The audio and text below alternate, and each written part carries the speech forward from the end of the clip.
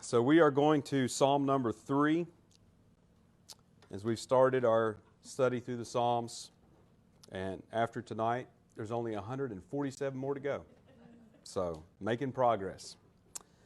Okay, so Psalm 3, we have our summary of the Psalm, the teaching of the Psalm. Psalm 3 teaches unwavering trust in God's sovereignty to keep His promises. And have a brief outline of the Psalm there. Verses 1 to 2, God's enemies. Verses 3 to 4, God's shield. Verses 5 to 8, God's salvation. All right, so we're going to look at this Psalm. We'll begin as we usually do with our observations of the Psalm. Psalm 3 was written by David, and it is the first Psalm that we come to that has a heading. You see the superscription up there, a Psalm of David when he fled from Absalom, his son. So it is the first Psalm to have that superscription. It's the first Psalm to be ascribed to David. So when we're looking at Book 1, which is the first collection of Psalms, which is Psalm 1 to Psalm 41, 37 of those Psalms are ascribed to David in that superscription. Now, really, most likely we know that Psalm 2 was written by David because of the New Testament. Psalm 1 very likely was, and then I think there's one other Psalm, I can't remember now, but that's not ascribed to David. But so he wrote most of those in this collection. Psalm 3 is also the first of 14 Psalms that were written by David and are connected to a specific event in David's life. So, can anyone name those Psalms in order along with the event in David's life? I couldn't do that either without looking up. But anyway, they are Psalm 3, 7, 18, 30, 34, 51, 52, 54, 56, 57, 59, 60, 63, and 142. So those 14 Psalms are all connected to some specific event in David's life. So the heading or superscription of this Psalm records that it was written when David fled from Absalom, his son. Now that is recorded in 2 Samuel chapters 15 to 19. So Absalom at that time had conspired to lead a rebellion against King David and to take the kingdom to himself. And so he had gathered together an army throughout Israel and was actually coming up against Jerusalem. David found out about it. He had to leave the palace and he had to flee the city of Jerusalem. That's primarily in chapter 15 in 2 Samuel. As Absalom came against Jerusalem with his army. Right? So that's the background for this psalm. That's what's going on when David wrote this psalm. Now the superscription also calls this a psalm, and there's a particular Hebrew word that is used there, mismar, something like that. And that word only appears in the superscriptions of the Psalms, and it's there about 57 times in the Psalms, and it indicates that it was to be sung with musical accompaniment. So that's a lot of these superscriptions have to do with directions for the singing of these psalms, and sometimes they refer to particular instruments or a way that the psalm might be sung. So that's a direction for this to be sung with musical accompaniment. Psalm 3 is also the first psalm that would be classified as a lament psalm. So what is a lament psalm?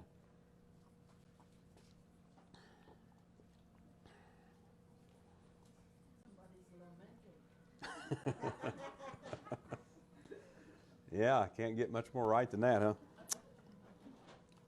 Well, yeah, a lament is, it's like a complaint or You might even say a sort of a bitter memory. But it's a type of psalm where some sort of a crisis is identified, and God's help is specifically sought for this crisis, and usually there are expressions of confidence and trust in God in order to resolve the crisis, whatever it is that was the occasion for the lament. Laments can be they can be personal, they can be national, they can even be sort of having to do with enemies, like this lament is, or they could even be having to do with personal problems or sin, or and sometimes laments are simply really complaints about why God hasn't acted or something of that nature. So this is the first, and lament is a very common form in the Psalms. This is also the first psalm where the word Selah appears. So what does the word Selah mean? Is it possible that it could also refer to a musical interlude where you're supposed to pause and kind of meditate, kind of what Wanda was saying about what you just either saw or maybe heard? Yeah, there's a number of terms that appear in the Psalms that we don't really know for sure. The meaning of the word Selah is one of them, although yes, it does indicate some sort of a stop, a pause, a rest, and typically that is viewed as a contemplative pause. Most likely, it is a musical notation, just like a rest in sheet music, where the music stops. Some think that it could even be that, or that it could mean that they would break from the singing and there would be a musical interlude before they would go to the next. Some thought at one time that they were there to divide up the stanzas, but that just doesn't really work. So I don't think that's the case. But it is a notation that gives direction for the singing and for the music, and generally is believed to be that it's a pause, and it can be contemplative. Okay, so let's walk through this psalm, 8 verses. So we'll read this. Lord, how are they increased that trouble me? Many are they that rise up against me. Many there be which say of my soul, there is no help for him in God. Selah. But thou, O Lord, art a shield for me, my glory and the lifter up of mine head. I cried unto the Lord with my voice, and he heard me out of his holy hill. Selah. I laid me down and slept. I awaked, for the Lord sustained me. I will not be afraid of 10,000s of people that have set themselves against me round about. Arise, O Lord, save me, O my God, for thou hast smitten all mine enemies upon the cheekbone. Thou hast broken the teeth of the ungodly. Salvation belongeth unto the Lord. Thy blessing is upon thy people. Selah.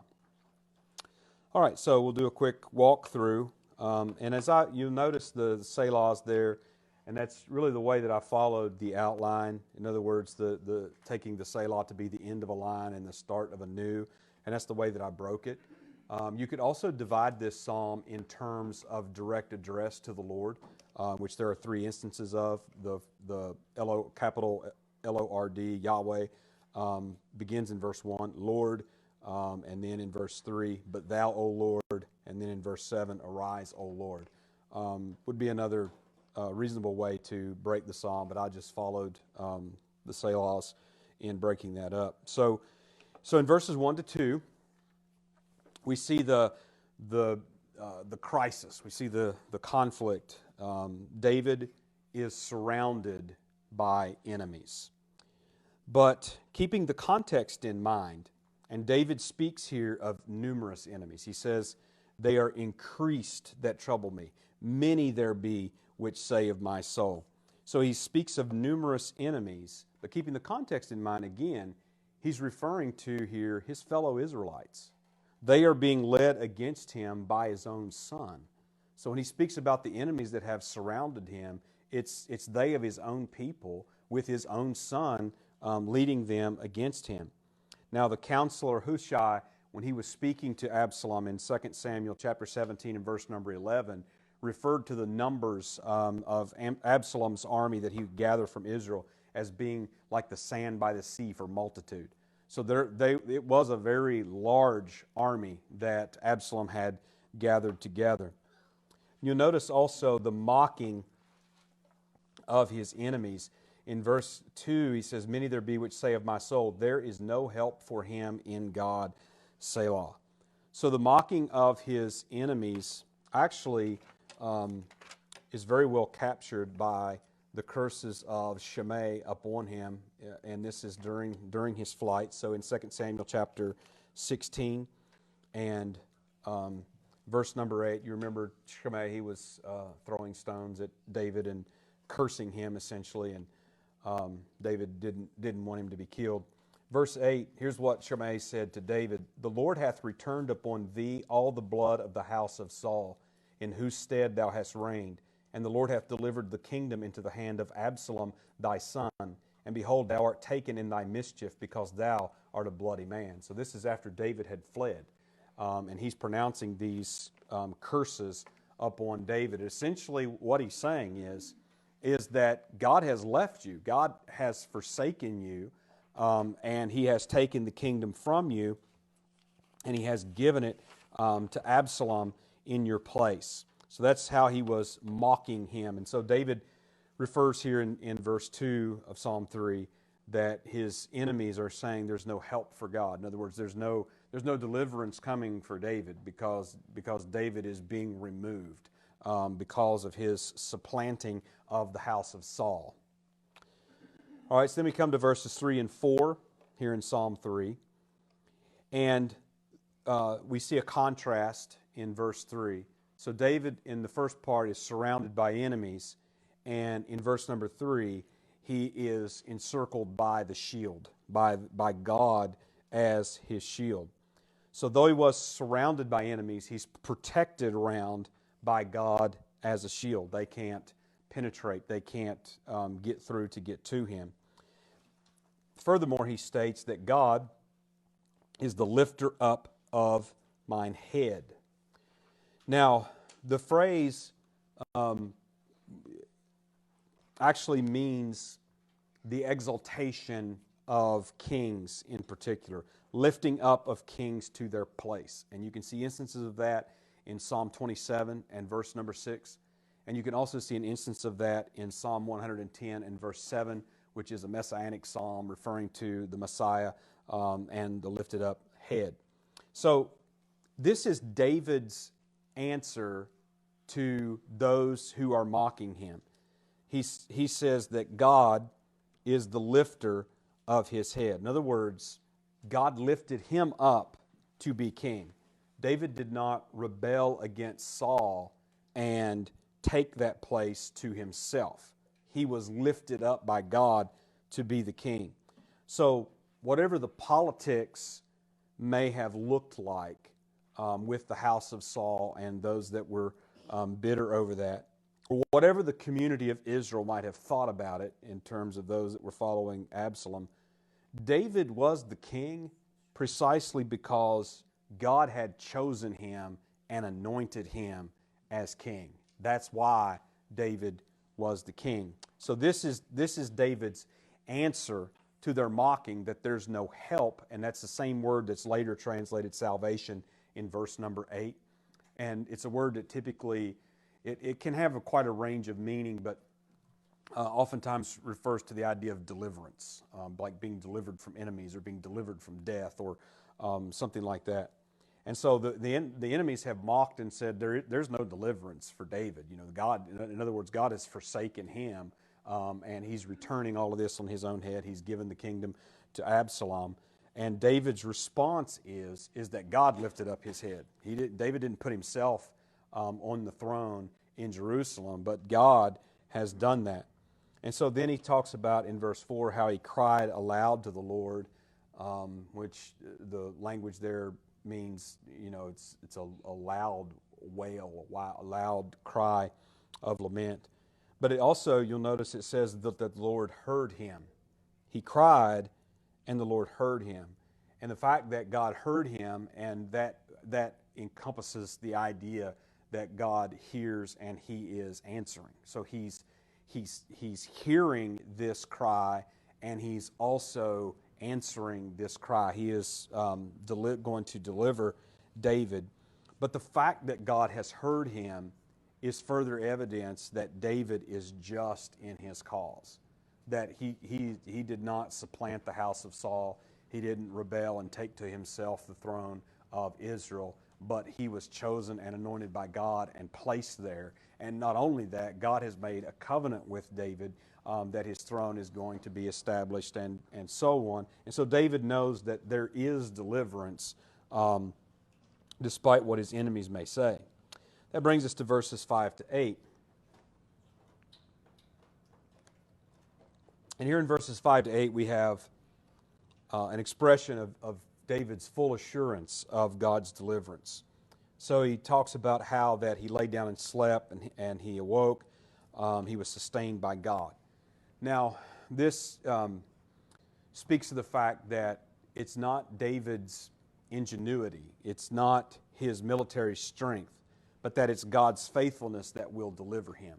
So this is an image of David resting in confidence in the Lord. He's not overwrought with worry and anxiety about how that he's going to deal with this, but rather he is resting and awaking, and the Lord is sustaining him. It's an expression of his confidence in deliverance from God.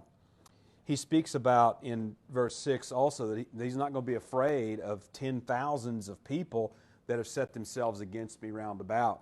And though we don't have an exact number of all of those that Absalom had gathered to himself, we do read in 2 Samuel chapter 18 and verse number 7, when David's men went out against Absalom's men, that they killed 20,000 of them.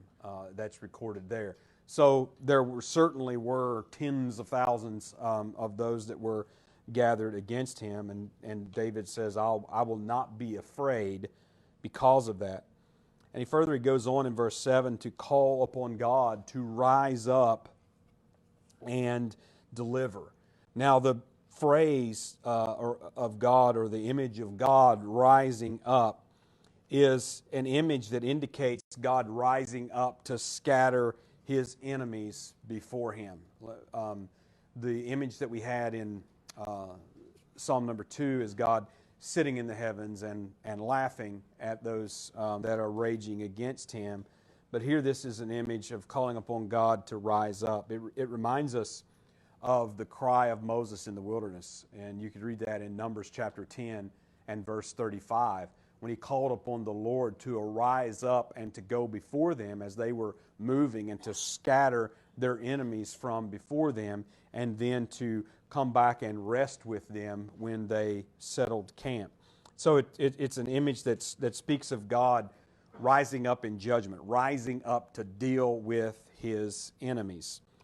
And it also parallels and answers those that are rising up against David. You see that in verse 1. Many are they that rise up against me. And David says, Arise, O Lord, save me, O God, for thou hast smitten all mine enemies upon the cheekbone, thou hast broken the teeth of the ungodly. Smiting the cheek refers to the subjugation of an enemy. It's a total dominance over, a total subduing of the enemy. Breaking their teeth would be a reference to their destruction in battle. And then David ends this psalm on a note of praise to God. Salvation belongeth unto the Lord. Thy blessing is upon thy people. Selah. So salvation belongs to God, is what David says. And that means that God is sovereign over salvation, over deliverance. So in other words, God determines whether, when, where, how, and whom he will deliver. That belongs to him. And then David prays for God's blessing on his people. But when we go back and remember the context and how this psalm started, David was being attacked by his enemies, who were his fellow Israelites, being led by his own son. So in effect, David is here praying for his enemies. He's praying for his enemies to be blessed and to be blessed by God as his people. So it's you could say it's a prayer of intercession as well as prayers of imprecation that would be on the enemies. Okay, so that's a quick walkthrough of the psalm. So now we want to move to interpretation. What is Psalm 3 teaching? Psalm 3 teaches God's sovereignty in determining outcomes in His creation. So we saw how in verse 2, the enemies spoke against God's plan. They had looked out on the situation. Essentially, David had become a refugee from Jerusalem because of Absalom and his army gathered against him. So they're seeing these circumstances going in a particular way, and they think that they come to some conclusions about what it means, but they're not right. And what they were saying is actually was not what God had planned as far as the outcome is saying. So this did not prevent God from answering David's cry, from sustaining him, from rising up to strike down and to break his enemies. It reminds us of Psalm 1, in fact, in verse number 5, it says, "Therefore the ungodly shall not stand in the judgment." How the wicked will not stand when God rises up in judgment. David explicitly states in this psalm that the deliverance is God's possession. Verse 8, salvation belongeth unto the Lord. It's God's possession, and it's God's prerogative. The actions and the declarations of the enemy cannot affect that. They can't affect God's deliverance when He has chosen to deliver. Psalm 3 also teaches the need for complete trust and confidence in God to deliver. So David speaks about how that he could lay down and sleep. And obviously the reason that he could do that was because his confidence was in God. David was in a very bad place. He was in great danger. So this is a picture of being in peace and safety, this laying down to sleep and awaking with God sustaining. It's a picture of being in peace and safety, and it's a picture of sleep and rest is a picture that's contrasted with worry and anxiety. So like if we just look ahead in Psalm 4, verse 8, "I will both lay me down in peace and sleep, for thou, Lord, only makest me dwell in safety." There's a similar reference in Psalm 127 that speaks about those that labor to build and keep the city and what have you of their own strength and apart from the Lord. If I can find Psalm 127. Psalm 127 verse 2 says, "It is vain for you to rise up early, to sit up late, to eat the bread of sorrows, for so He giveth His beloved sleep." So again, this is an image of having a measure of peace and restfulness because of complete trust and complete confidence in God, even despite the fact that circumstances are less than desirable. What is also remarkable in this psalm, in Psalm 3, is that strong trust in God also delivers from fear. And that's the very next line in verse 6. "I will not be afraid of 10,000s of people that have set themselves against me round about." So he will lay down and he will sleep, and he'll be awakened and he'll be sustained by the Lord, and he will not be afraid of thousands that have surrounded him or set themselves against him. So it's a word that reminds me of Jesus' word to the disciples, Matthew chapter 10, verse 28, when He told them, "Fear not them which kill the body, but are not able to kill the soul, but rather fear Him which is able to destroy both soul and body in hell." And He was sending out His disciples, as He said, they were going out as sheep in the midst of wolves and all that sort of thing. They were going to be opposed. They were going to experience rejection and persecution. But he says, don't fear those who can kill the body, but are not able to kill the soul. There's not anything else they can do to you beyond that. But rather fear him that can destroy both body and soul in hell. So David talks about here how that confidence in God has led him to not be afraid. He's not paralyzed before the enemies. He's not forced into recanting or backtracking because of the enemies against him, because of his confidence in God. So, what about the messianic hope in Psalm number 3? What do we see here? Well, the context of the psalm being David fleeing from Jerusalem because of Absalom, his son. The context of the psalm and the textual connections that we have with Psalm 2 reveal certainly a messianic hope in Psalm number 3. Psalm 2 considered a threat to God's mediatorial kingdom on earth in the form of nations and kings that are raging against God and plotting against Him and against His anointed. Of course, that's verses 1 to 3 in Psalm 2. Psalm 3 now considers a threat against God's kingdom of Israel through the rebellion of the people of Israel, led by David's own son, in an effort to take the throne and kingdom from David. So we see that verses 1 and 2 and even down to verse 6. Okay, but David is not just any king. David is God's anointed king. And his son is not just any son. His son is supposed to be set up by God to David's throne to establish the kingdom forever according to God's covenant with David. That's 2 Samuel chapter 7, verses 1 to 16.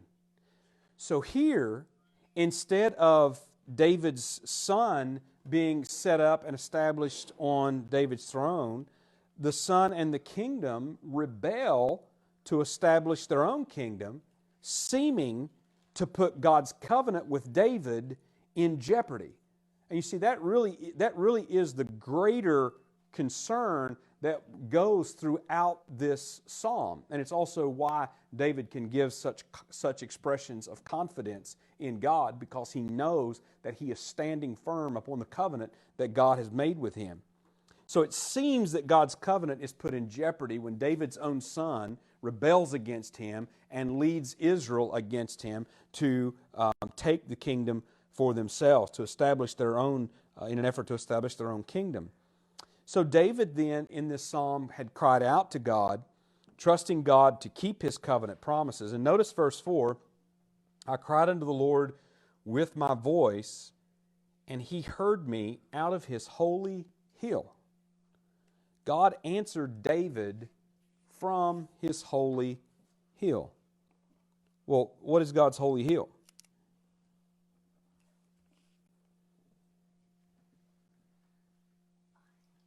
Anybody remember from last week? It's Jerusalem. It's the Temple Mount in Jerusalem. That's God's holy hill. The Temple Mount in Zion or in Jerusalem. So David cries out to God. God answers him from His holy hill, but the temple was not there. The tabernacle was not there at this time. Why did God answer him from the holy hill? Well, according to Psalm 2 that we looked at last week and verse number 6, the holy hill of Zion is where God establishes His king, the Son of David, who will overcome all His enemies. So the answer from the holy hill of Zion is confirmation of God's covenant with David, that He will not fail to keep His covenant promises. This rebellion of Absalom and the people of Israel is not going to undermine or overthrow God's covenant with David. It's not going to prevent the Son of David, the Messiah, the Savior, from coming and being established as king upon the holy hill of Zion. It's not going to prevent that. So, is God's covenant with David in jeopardy? No, it's not in jeopardy. We see David here being rejected by his own. These enemies are set against the Lord and against His anointed, just like He talked about the nations in Psalm 2. They're set against the Lord because they're undertaking an effort to actually try to thwart God's will and His expressed purpose in His covenant with David. So David is here rejected by his own. All right. So from our vantage point, we can look back to this psalm. We have seen that the true son of David came to his own and he was rejected by them. Now, because of that, God's hand is heavy on them in judgment. But here's the lesson that even comes to us today from this psalm.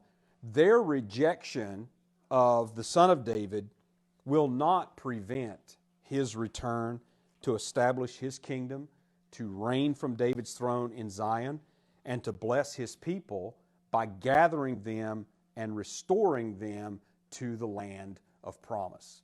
So that is where David's confidence is in Psalm number 3. It's in the covenant that God had made with him, and that he knows God will not fail to keep His promises.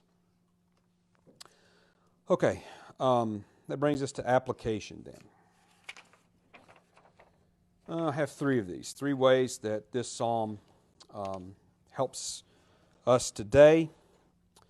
Number one, understanding Psalm 3 helps us have confidence in God despite the enemies that are around us. All right, we're not David. We're not in the situation that David was in, but we are surrounded by enemies of God. And we do have enemies even amongst us, like as is David's case. The Bible tells us about those that will, rise up saying perverse things, drawing away people after themselves. We have those that apostatize from the faith, and those that do so oftentimes doing much damage. And so we have enemies without, and we have enemies within, but they cannot override God's plan. Number two, understanding Psalm 3 helps us understand God's sovereignty to bring about all His will. We don't know how the circumstances in our life may fit in God's plans. We're not given that kind of insight from the Bible.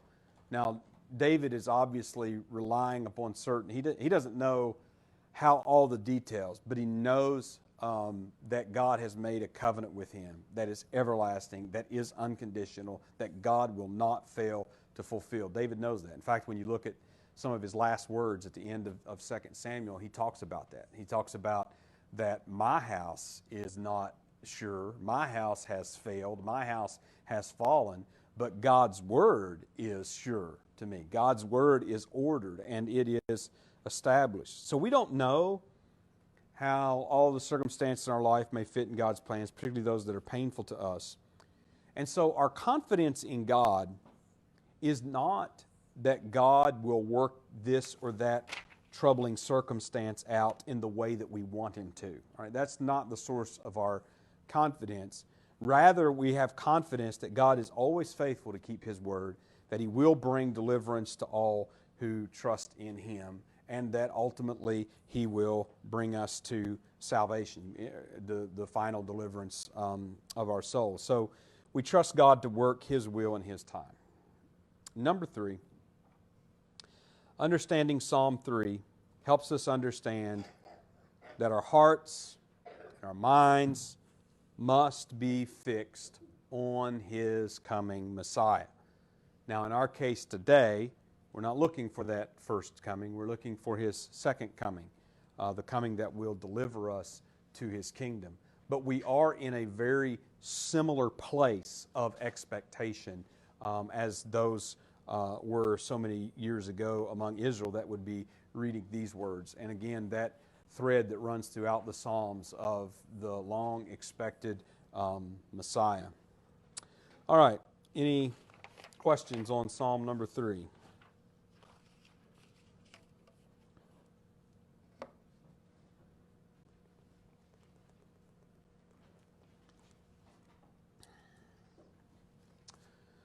Okay, well, if not, then we'll have a word of prayer and we'll be dismissed.